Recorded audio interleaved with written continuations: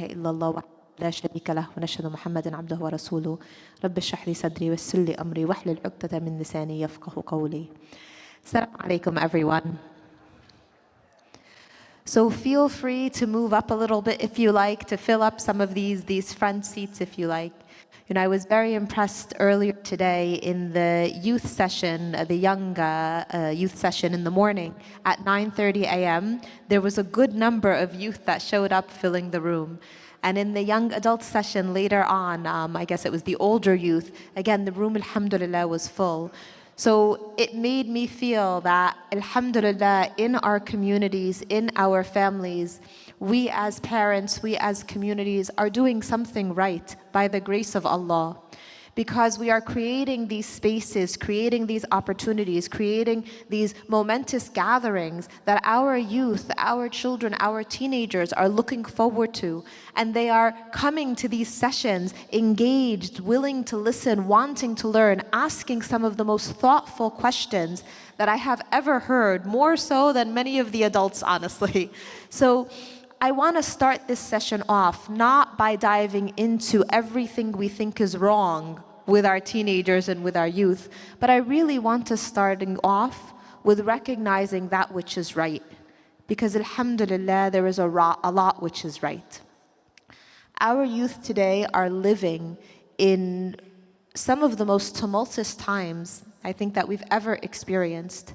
And for many of our youth, this is the generation in which, social media is so pervasive, in which phones are actual attachments to the body, in which AI is taking over at rapid speeds, in which the rate upon which things change, it's unprecedented. This is the age in which our children grew up in the era of COVID, in a time where their schooling was disrupted, and they went from the typical day at school from 8 a.m. to 3 p.m. to this virtual learning environment, to social distancing, to a time of fear, a time of difficulty. This is a day where our children, or a time in which our children are faced not just with the typical elements of bullying that we may have grown up with in school, but with bullying that occurs 24/7 in terms of cyberbullying, bullying that they can't get away from when they are in school. This is the age in which our children are growing up with more mental health outcomes, more difficulty in terms of anxiety, in terms of depression, in terms of BPD and other elements of chronic and clinical mental health disorders, more now than any other time. This is the age in which our children are growing up with increased suicide ideation, increased suicide attempts, increased elements of self-harm, and so many different ways and avenues in which they can try to do what they think they're doing in terms of healing their pain, but unfortunately often harming themselves even more. This is the age in which our children have lived through the legalizing of marijuana, a drug that we know alters the ability to process information, and they are existing in a time where they are being pulled by the left and the right, being told one thing and another. This is the age in which our children are growing up with LGBTQ concepts, with ideas that gender is fluid, that being gender nonconformist is the way of the world. This is the age in which our children are being raised to believe that the body they're born in may be the wrong body. This is the age in which our children are growing up under the Trump era and the post-Trump era and the Biden era and witnessing a genocide in Gaza that they often feel helpless about. This is a difficult time in which our children are living. And so we need to also remember that what they are going through, what they are experiencing, may be very different than what we've experienced growing up. Ali radiallahu anhu would often repeat, do not raise your children in the way that you were raised, for every generation has different difficulties and different struggles than the generation that preceded them. Many times with our children today, and with our youth in particular, we will reminisce and tell our children things like, when I was your age, I was already carrying the responsibility of working outside the home. When I was your age, I was helping my parents in doing XYZ. When I was your age, I was so respectful in this way and that way. When I was your age. And so often we try to superimpose and project our own upbringing and our own experiences on our children, when our experiences may have been very, very, very different than what our children are experiencing. Particularly if we are coming to the US as immigrant parents raising children who are trying to navigate the very difficult realm of what it means to be not just Muslim and American, but what it means to be Muslim American, because that is what our children are. And despite us trying as parents to continue to allow them to feel this sense of pride and this sense of connection with their culture of where we may have been raised, where our back home is, recognizing and understanding that this is our children's home. This is where their roots are. This is where they will grow. This is where they will make changes, inshallah. That is such an important step that we have to take as parents. Now, this kind of paints the picture of many of the difficulties that we see our children going through. But we also know as parents that we have our own difficult journeys, and that as parents we often question, what am I doing wrong, rather than what am I doing right? And again, as parents, we also need to be able to be a little kinder to ourselves, to not feel like we are the ones that are constantly in the wrong. And we see in the Quran so many examples that we are given to help guide us through this journey of parenting and to help us understand our children better, particularly in those teenage and young adult years. We all know that the Prophet Nuh alayhi salam, who gave his life in da'wah and consistently called the people of his town to Islam, called them to La ilaha illallah, his own son, as a young adult, refused to believe. His own son stood on the mountain and his father called out to him and told him to believe in La ilaha illallah, to be of the mu'mineen. His son rejected him. And this was a prophet. Allah Azza wa Jal shares this narration, this essence of history in the Quran to remind us as parents that we often give ourselves too much credit and we also take on too much blame. Yet in the reality, we as parents are simply guides for our children. We are shepherds in our home, shepherds for our families, and our children are an amana entrusted to us by Allah. We are reminded in the Quran, al-mal wal-banun zinatul hayat ad-dunya.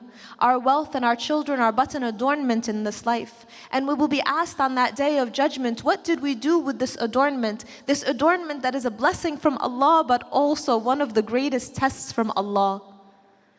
And the questions that we will be asked is, how did we guide them?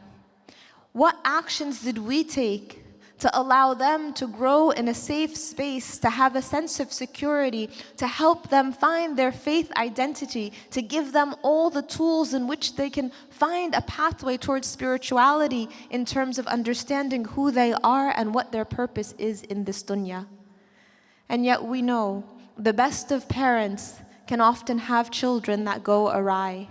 And sometimes parents who are not of the best parenting sort will have children who Allah will have chosen to be among the leaders of our communities, to be among those who are most beloved to Him. And we see this again in the example in the Quran. The Prophet Ibrahim alayhi salam was the child, the son of an idolater, the one who created the idols. And that son of the one who created the idols became Hanif Allah, the friend of Allah. The Prophet Ibrahim alayhi salam became the one who led the nations in terms of monolithic religion.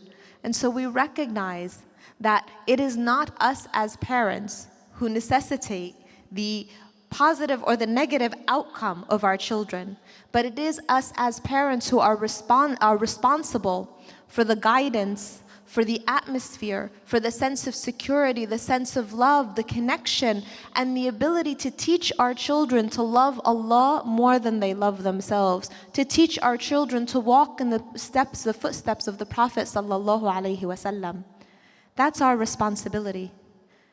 Who they become after the process of tarbiyah ends, that is an outcome that we trust to Allah. But this doesn't mean that we ever give up.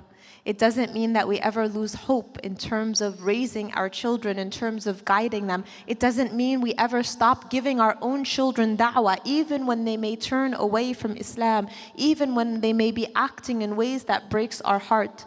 We continue to remain steadfast on the path that Allah Azza wa Jal has guided us towards as parents. We don't despair. لا تقنطوا من رحمة الله. We don't despair of the mercy of Allah. We know that the mercy is there, and that when Allah decrees, He can soften the hardest of hearts, and He can turn those who we may think will never turn, and we can see them coming back to the deen.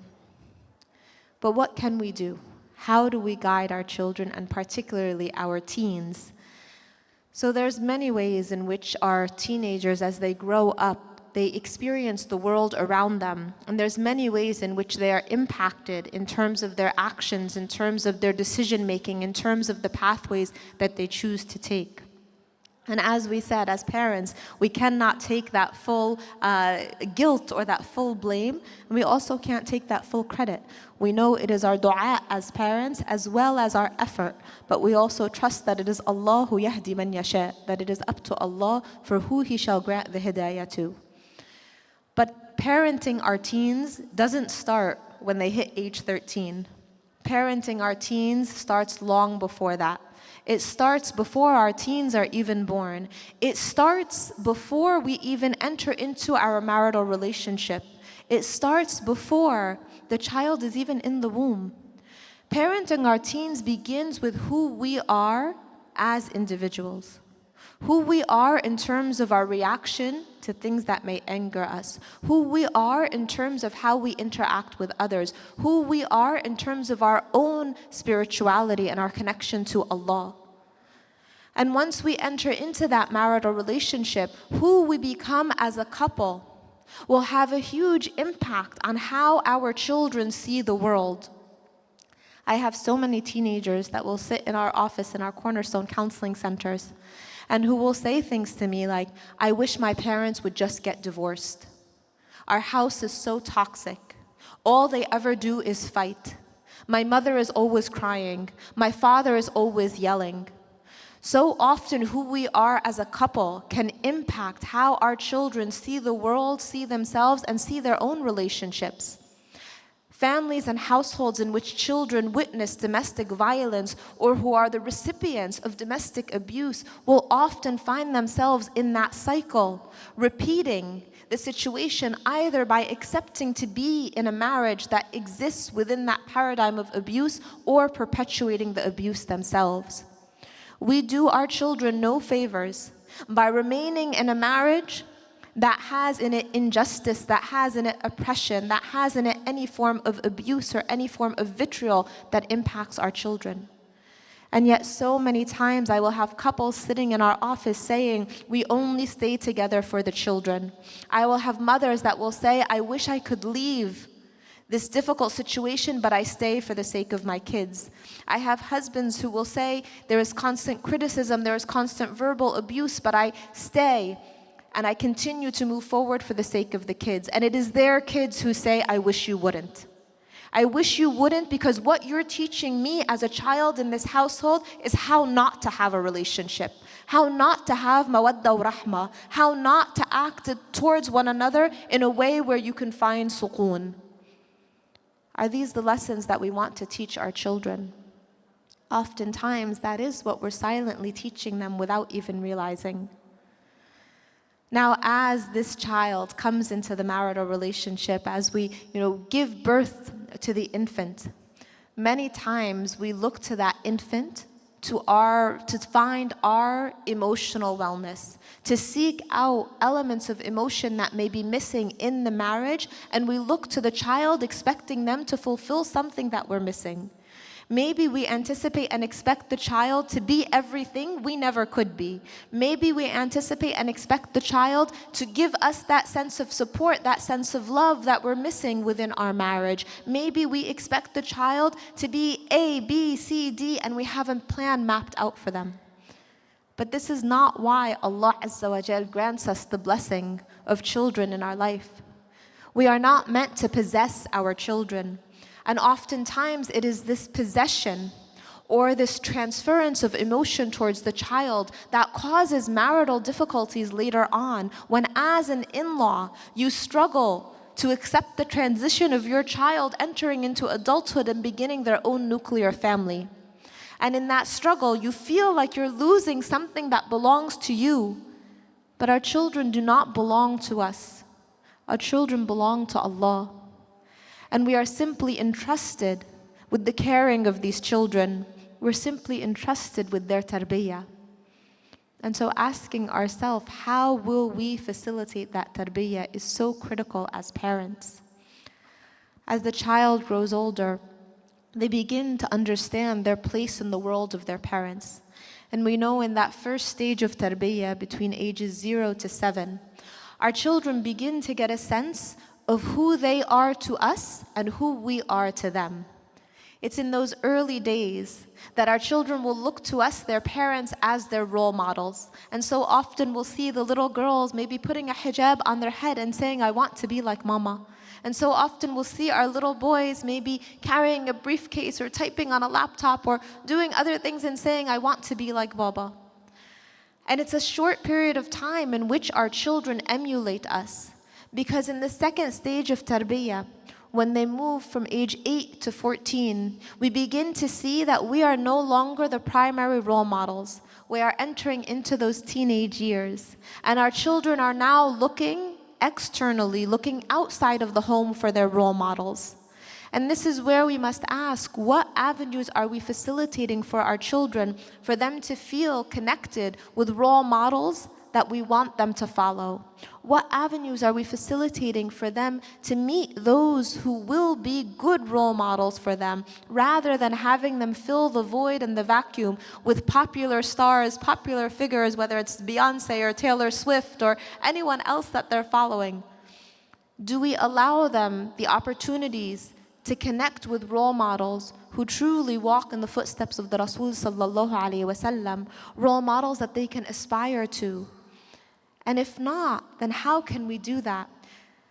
How can we engage with others in our community? How can we connect our children with those who they will look up to? Because so often in that second stage of tarbiyah from 8 to 14, it's not us that they look to as parents. And parents, this is normal. This is normal in the stages of development, that in those early years, we are their world. In that second stage, they are turning away from that nucleus that has cocooned them and now exploring the world for themselves. But we need to be that safe base for them, particularly in those teenage years as they try to navigate some of the really scary things that we talked about at the start. How do we become that place of security? You know, at that young age, that 0 to 7 stage, that's the stage where you'll see children constantly wanting to say something. You know, I was walking past and the little children of the madrasa were all standing, lining up, and the way that they were all excitedly talking to one another, to their teachers, calling out, Mama, Mama, look what I did, look what I made. There is a sense of excitement that our children have at that age in wanting to connect with us as parents. And oftentimes, during that stage, we will be too busy. So how many times has your child, a 4-year-old, 5-year-old, 6-year-old, come up to you saying, Mama, Mama, Mama, Baba, Baba, Baba, right? Calling for your attention. And maybe you're busy, you know, texting. Maybe you're doing work. Maybe you're cooking. Maybe you're cleaning. Maybe you're occupied with something else. And you're like, hush, hush, wait. If at that stage we don't show our children that what they have to say is important to us, then when it matters most in their teenage years, they will not share what is important to them, because they will feel this sense of closing off, shutting down. And so it starts at that young age of being recipients of that which our children want to share, giving them that sense of importance and understanding that what they say matters to you. Because when you want to hear them speak later on, they will recall those moments in their childhood as to whether or not you were there, whether or not you were listening. And I often share the example of my own kids in terms of communication. You know, they're much older now. I have a almost 23-year-old, almost 20-year-old, and almost 16-year-old. But when they were younger, I know my oldest child, was in high school, my middle one was in middle school, and my youngest was in kindergarten, I believe. And I would go to the school and I would pick up my kindergartner first, and she would come in the car and I would ask her, how was your day? And before I could even ask the question, before I could finish it, she'd already be like, Mama, let me tell you about my day. I dropped the crayon, and Amina picked up the crayon, and then Muhammad put it in his nose, and I said, that's disgusting. And a lot of times, as she would be talking, my mind would be preoccupied, and I realized I would have to stop and say, oh, wow, that's gross. What color was that crayon? And why did Muhammad put it in his nose? And what did you do after he did that? Because in that moment, that is what is most important to her. In that moment, that is her world, and she wants to share that world with me, her parent. And then I would head over to the middle school and I would pick up my son, who was about 13 or 14 at the time. So he was right in that middle stage of tarbiyah. And he'd enter into the car and, I would start to ask him, how was your day? And before I would even finish, he'd be like, fine. I'd be like, how was the math? That's fine, right? Well, fine, right? And a lot of times I get the one-word answers. And it was because at that stage, school was not what was most important to my son. The math test was not what preoccupied his mind. And when I sat down with my husband, who is a Knicks fan, and I learned the game of basketball, and understood all the stats and learned about the Jets and their horrible current record, and, New Yorkers, of course, and learned all of this. And then I would pick up my son and I'd be like, wow, how about that game last night? Can you believe that shot? I can't believe he missed it. And suddenly what was important to my son became important to me. And so he felt that. And so we would talk about the game. And then maybe later on at night, I could slip in a question about the math test. And my oldest daughter, who at that time was in high school, and that's the last stage of tarbiyah, from age 15 to 21. That was the stage in which she would enter into the car, and I would again be like, how was your day? And the tears would well up in her eyes, and it was the years of drama, right? I don't want to talk about it now. And so we started to develop something called 5-minute time, where every night my husband and I would enter into each of our children's rooms separately, and we would give them 5 minutes to say anything that they wanted. And during that 5-minute time, I remember my kindergartner would just want to sing songs. My son would be willing to talk about the math test or whatever he did in school that day. And then my daughter would share whatever emotional output she had to share in those moments. And when my daughter was older and she went to Turkey to study abroad, she was studying with the Medina Institute there, she would call me at the same time that we used to have 5-minute time back when she was younger, even though there were different time zones, and she'd be like, wait, it's 5-minute time. I need my 5-minute time. And it's something that all of the children kind of carried through with them, because in those moments, our kids knew that this was their time, their dedicated time, so where we would just listen. And the things that we would hear during 5-minute time, and the rule was we were not allowed to react, that during 5-minute time they could tell us anything that was on their mind, anything they were struggling with, and we wouldn't be able to respond until the next day we could talk about it.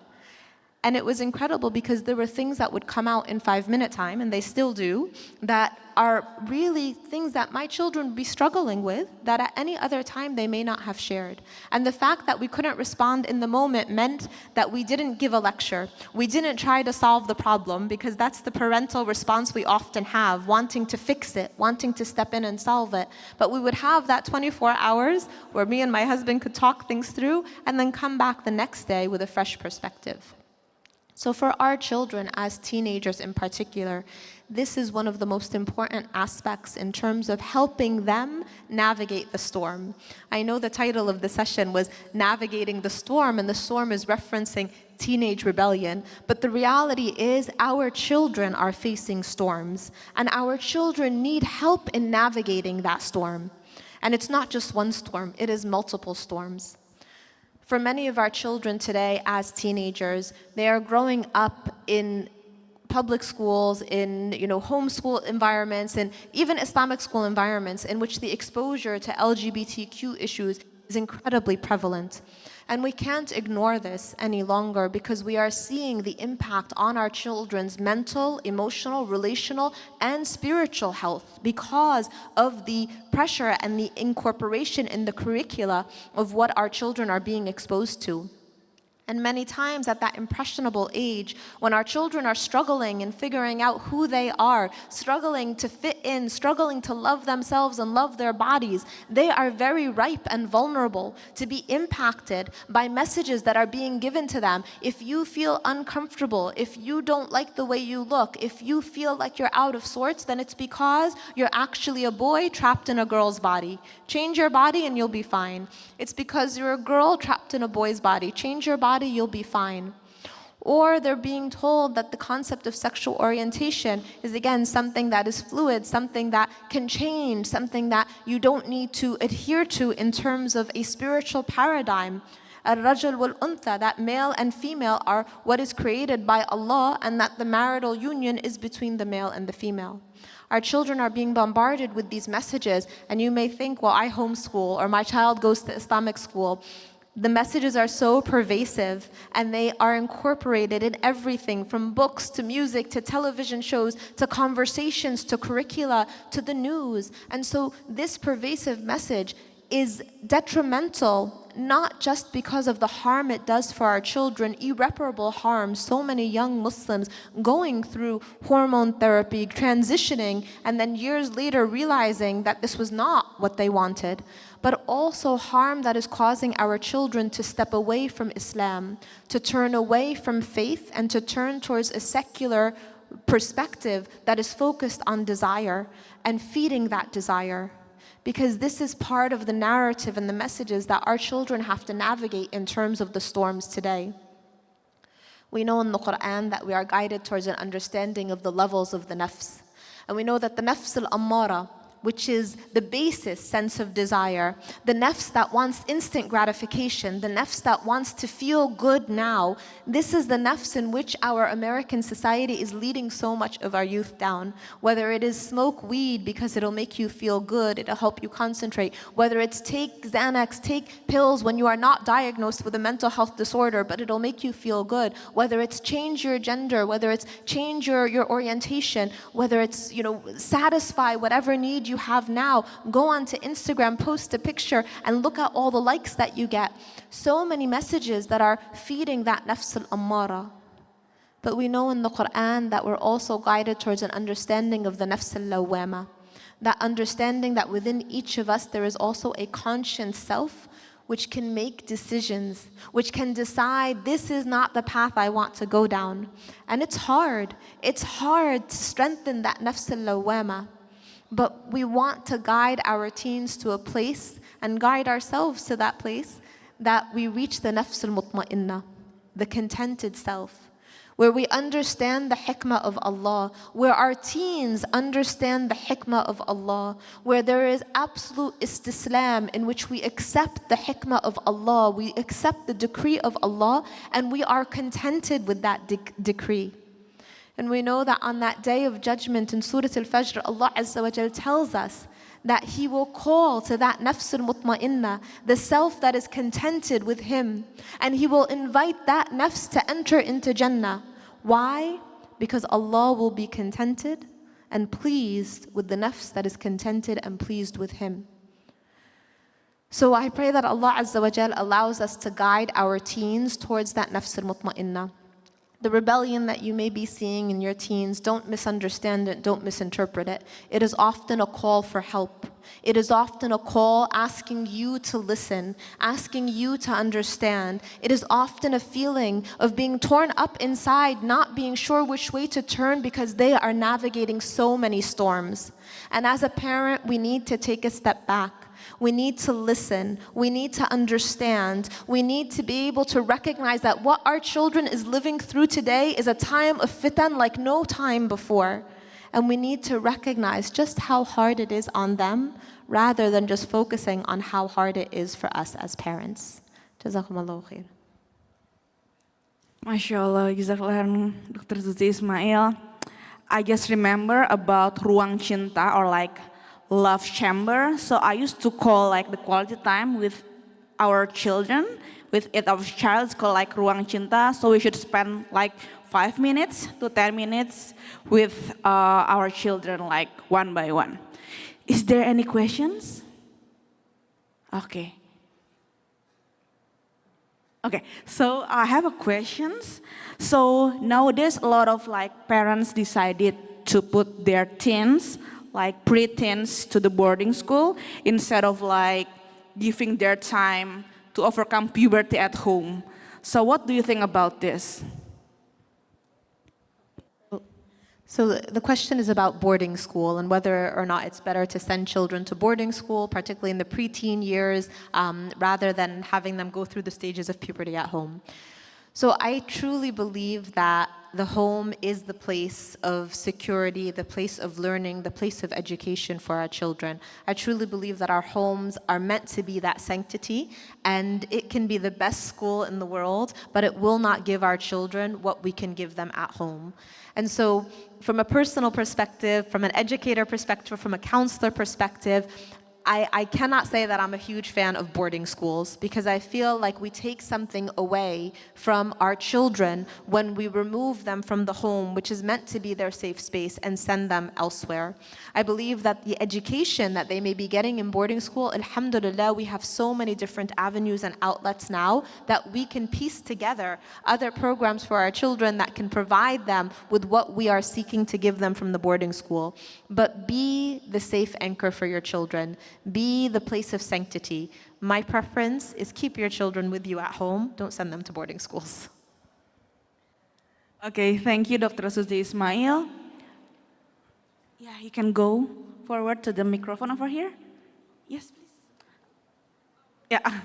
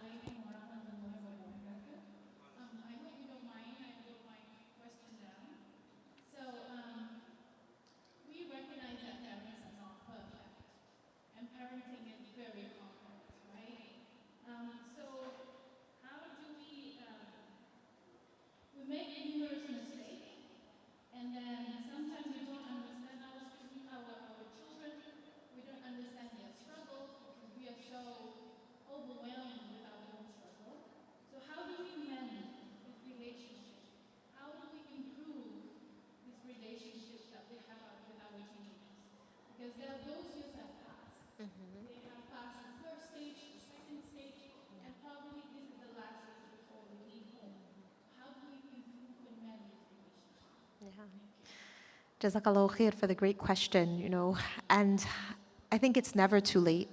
Even if our children are now in that adult stage and past, the end of the tarbiyah process after 21, it's never too late to have the conversation with your children and to start out with, I'm sorry, right? To let them know that you as a parent didn't always know what was best. To take ownership and accountability as a parent, that you may have done things that were harmful to them and that you want to make amends. There is no shame in being, as an adult, as a parent, asking forgiveness first and foremost from Allah, but asking forgiveness from your children for that which you did not know. And having that open conversation with your children can go a long way. And if they're refusing to talk to you, send them a text message, speak their language. They may not want to verbalize. They may have their door shut and their ear pods in and don't want to talk to you. Send them a text message, send them an email, find a way, leave them a post-it note on their desk, find a way to connect and communicate with them. Take ownership and accountability and tell them, let's start over again. It's never too late. And I think if you think to yourself even, if your parents had reached out to you maybe after you feeling like they don't understand you or they don't get you, how would you respond? Even if you couldn't verbalize in the moment, you would have gratitude for them taking that step. Jazakallah khairan, Dr. Suzy. Silakan, Bu. Sometimes it's hard to start to begin with. Hopefully we can start talking to our children with deep heart.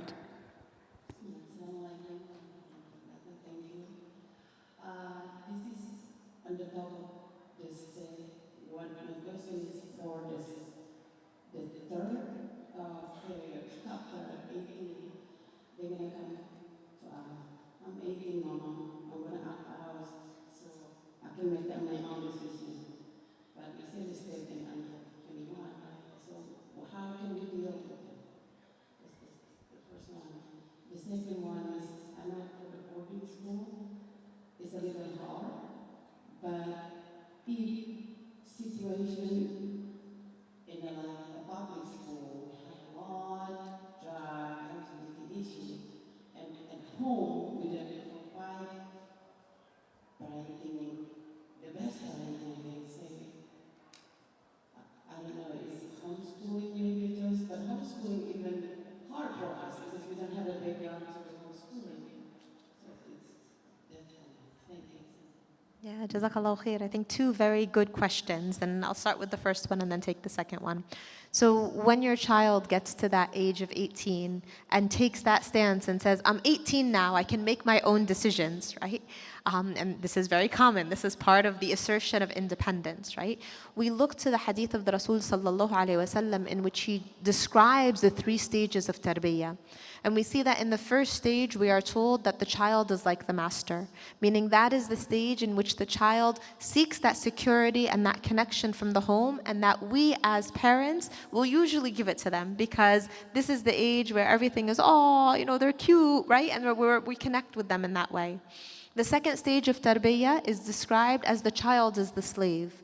This is the age of boundaries. This is the age of discipline, positive discipline, right? So not discipline that is harsh or that pushes our children away, but discipline in which we give them boundaries and borders. Now the last stage of tarbiyah from age 15 to 21, this is where the child is like the vizier. And the vizier means the advisor. What does that look like in practice?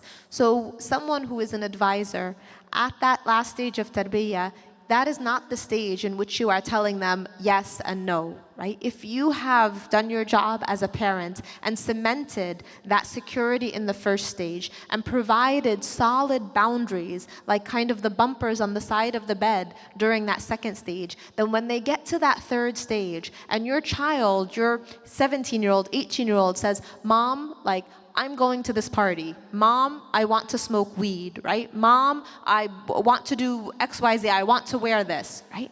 That is the stage in which you are asking your child why. So rather than responding, astaghfirullah or haram, right, as we might respond, this is the stage where we want to have that conversation with our kids and say, why do you want to go to that party? Can you give me a list of the positives of going to that party and the negatives? Why do you want to smoke weed? Can you do some research on the long-term impact and the effects of weed in terms of cognitive behavior and how that can affect your long-term chances in terms of the workplace?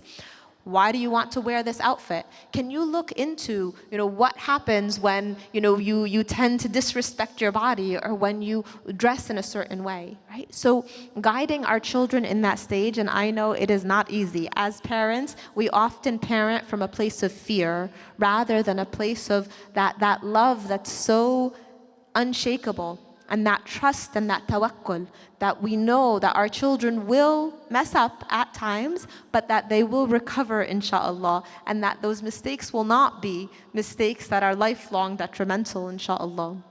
So I would say in that stage, when those children are putting their foot down, try a different tactic. If your approach has been no and haram and they're not listening, then that's not where they're at. There needs to be conversations. There needs to be questions why. There needs to be offerings of alternatives where you tell them, well, how about instead of you going to that party, why don't we get together and invite some of your friends here? How about instead of you wearing this outfit, let's go shopping and let's see what else we can buy together. Providing alternatives that can help your children see that this is not the only pathway, because they're responding to what society is telling them is right rather than what you as a parent want to guide them towards. Now, the question about boarding school. So, alhamdulillah, there are so many different options for education now. It is not like, 20, 30 years ago where everybody just went to a public school and that was it. So yes, homeschooling is not for everyone, I agree, but there are a lot of different co-ops now in which families get together and different people are teaching different subjects. There are early college programs. My children all went through early college programs where they left high school when they were 15 and started in college programs. There are different charter schools now that are options. There are a lot of avenues out there.